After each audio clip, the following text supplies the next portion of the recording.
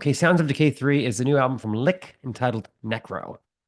Now, I've spent the better part of a lifetime listening to stuff like Grave, Entombed, Dismember, Anata, Nihilus, Necrophobic. You get the idea. At this point, I'm like a hardened crime scene investigator, up to my neck in hacked up body parts, complaining about the hours being too long and the coffee sucks. Imagine my surprise upon hearing Necro, the brand new album from Swedish death metal outfit Lick, and being absolutely blown away. I dropped my bone saw, I misplaced the rib shears, and I had to replace a complete set of scalpels. That's how good it is. This is the fourth album by Lift, a moniker that translates to corpse in Swedish, since forming about 10 years ago. And I really feel bad for sleeping on these guys until now.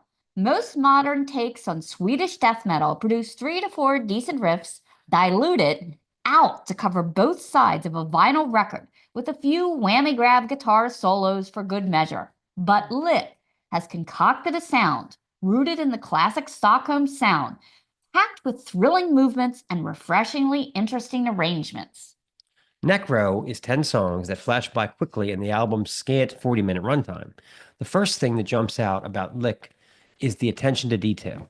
The guitar solos are lyrical and melodic, often enhanced by harmonized segments from the Axemen, Nicholas Sandin, and Thomas Akvik. Of course, the classic buzzsaw riff tone associated with the region is ever present and brick heavy, but the melodies and fills on these songs have been deftly arranged to make good songs into great songs.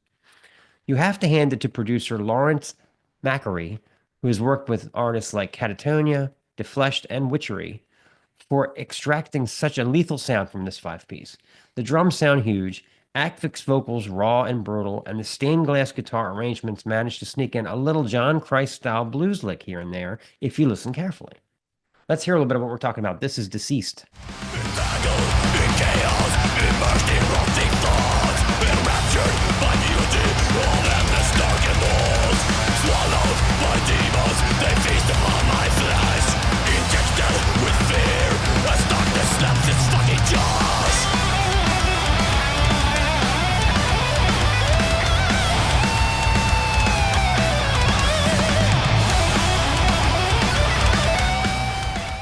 Listen to something like the gloriously titled War Rat, kicking off with a thick wrought iron bass line from Joachim Artman, advancing into a deliciously groovy doom crawl. Avik painting refreshingly vocal landscapes. I am drenched in slime, a mixture of secretion, semen, and grime. A hook-tastic blues-soaked guitar solo erupts at the track's midpoint, cycling through riff after glorious riff without ever changing the dirge-like tempo. It sets up the next cut, shred into pieces perfectly, which blasts into hyperactive from the very first note, drummer Chris Barkinso doling out the Dismember-style punishment. Avrek groaning, rape, torture, endless flesh. You want harmonies? You got 'em. Fields of Death kicks off with spectacular twin git magic, drums at about 1,000 beats per minute, riff tone like granite.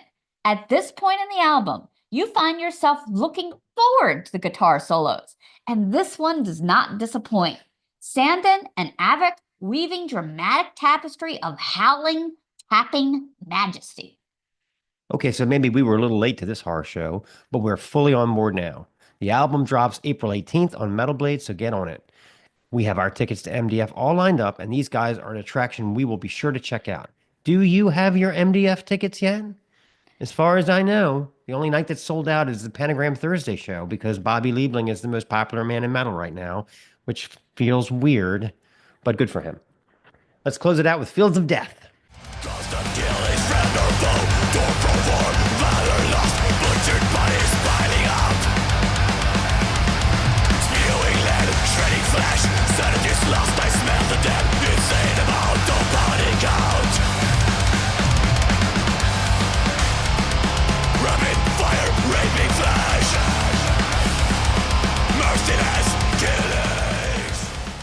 This is the Snaggletooth Extreme Metal Podcast.